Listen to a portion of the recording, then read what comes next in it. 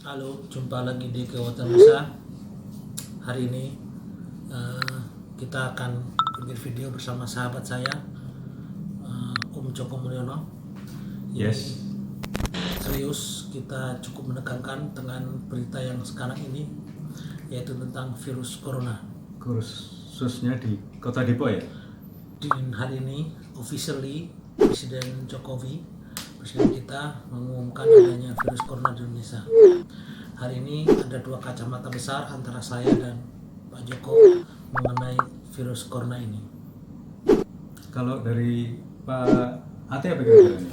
Baik, jadi saya pribadi Pak Joko sebagai geoscience, saya menganggap ini sebuah disaster.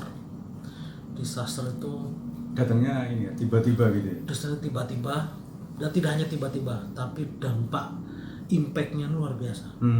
Baik itu material dan material. Jadi ini sehingga saya nyebut ini sebuah disaster. Ya. Bukan sekedar event yang biasa aja. Ini selevel dengan tsunami, selevel dengan gunung api meletus, selevel dengan Seperti buku Bapak? ya Bandung Patahan. Bandung Patahan. Jadi sesuatu yang evidence bisa dikatakannya impact-nya, dampaknya sangat besar sekali. Jadi saya menganggap datangnya virus corona atau COVID-19 ini sebuah disaster. Karena ini berdampak secara material dan imaterial. Dan sudah menyeluruh ke seluruh dunia. Jadi ini adalah suatu yang disaster mungkin di abad modern ini adalah disaster yang terbesar. Itu menurut saya. Yes. Jadi ini suatu bisa dikatakan berita menyedihkan gitu, bukan berita yang menggembirakan, ini disaster. Itu yang pertama. Yang kedua, ini adalah tipikal disaster yang biasanya kenapa saya sebut disaster? Jadi disaster itu biasanya natural, Pak. Jadi saya sebagai geoscience itu biasa tsunami, gempa, gunung api meletus. Ini disaster yang umum di dunia geoscience. Nah, namun demikian ini adalah sebuah disaster yang human made atau bisa dikatakan bencana kemanusiaan. Jadi pengaruh alam itu bisa dikatakan tidak. Sehingga sebenarnya disaster karakter natural disaster sama karakter yang human made dalam tanda petik, walaupun mungkin human bukan menciptakan ya, tapi ini bisa dipredik sebenarnya. Jadi disaster bisa di under control, nah sedangkan yang natural terus kontrol. Jadi ini sebuah bentuk disaster luar biasa. Jadi ini menurut saya pribadi ini bukan masalah sepele, ini masalah menyedihkan dan ini dampaknya luar biasa. Dan sudah ini ya, sudah ke seluruh dunia ya? Gitu. Hari ini di Indonesia sudah ada. Kemudian tadi kita ngobrol dari 50 negara Pak ya, sudah dan sampai diprediksikan sampai menghambat perekonomian dunia. Kemudian bahkan katanya ke depan tuh ada Olimpiade di Jepang kan berhenti, kemudian All England, event-event dunia berhenti gara-gara. Termasuk sekarang umroh sudah ini ya. Dampak yang terdekat yang baru saja juga kita umroh juga. Nah, itu kan tidak hanya masalah umroh. Arab Saudi sendiri inputnya juga kan berkurang sebenarnya. Jadi semua mengalami dampak luar biasa. Buat saya ini adalah personally sebuah disaster yang sangat besar Pak untuk skala dunia. Dan ini mungkin kiamat kecil lah gitu Pak. Karena levelnya dunia. Betul sekali itu memang. Itu adalah kiamat kecil. Kiamat kecil untuk level kemanusiaan.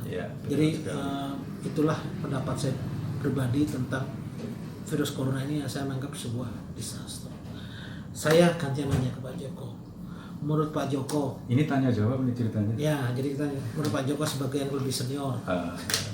Jadi menghadapi banyaknya disaster yang unpredict gitu, yang tidak direncanakan, seperti natural aja, ada gunung api, ada tsunami, itu kan semua unpredict natural. Dan sekarang tiba-tiba ada sebuah disaster baru Pak. Ya, saya nyebutnya man-made juga enggak gitu, tapi ini disaster jenis baru, lingkungan lah, bencana lingkungan yang mungkin dulu nggak ada ini. Bagaimana menurut Pak Joko kita menghadapi dunia yang atau sebagai personal lebih rumit, potensi disasternya jadi ada lagi baru itu natural itu gitu. Ya sebenarnya kalau disaster ini sudah muncul. Kenapa? Karena ini suatu penyakit semua penyakitnya itu kan datangnya tiba-tiba. Tidak ada penyakit permisi dulu. Tidak kelanuan dulu. Kelanuan dulu tidak ada. Uh-huh. Justru ini adalah suatu penyakit yang datangnya serentak bersamaan. Mulai diawali dari Cina, terus sampai ke Arab Saudi, dan ini hari ini kita dengar dari Depok, negara kita gitu. Karena kita di dekat banget kita dekat sekali.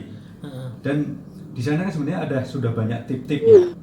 Ada yang harus pakai masker, harus pakai bersih-bersih. Dan ini kita paranoid loh Pak sekarang ini. Iya. Ketakutan yang luar biasa, dan itu normal sih sebenarnya kita. Betul sekali. Kira-kira gimana Pak menghadapi sebuah event seperti ini gitu, kita harus? Ya, yang utama tadi memang dengan preventif tadi bagus sekali. Sebenarnya lebih jauh-jauh hari kita sudah dikasih tahu ini loh, ini ada preventif dan juga ada pencegahan yang terakhir.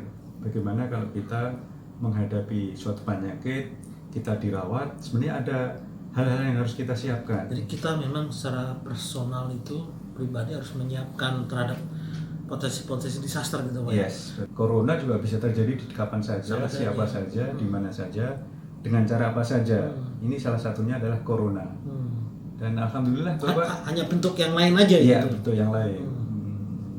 Jadi memang kita harus sebagai pribadi ini menyiapkan suatu garantit gitu ya, garantit yang paling akhir. Paling akhir Kita ketika sudah evidence, ketika preventif yes, tapi ketika ada evidence yang disaster itu kita harus menyiapkan itu, karena tidak ada suatu kondisi kita safe dari disaster itu. Yes, betul sekali.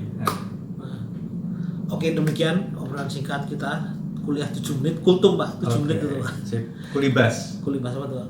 Kuliah 15 menit.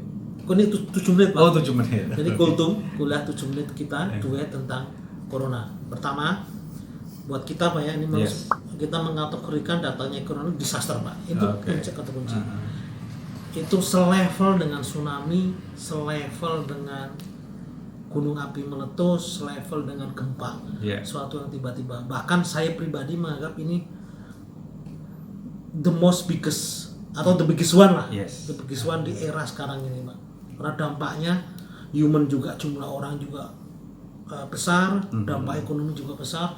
Roda dunia tuh hampir tidak bergerak gitu. Ini disaster luar biasa.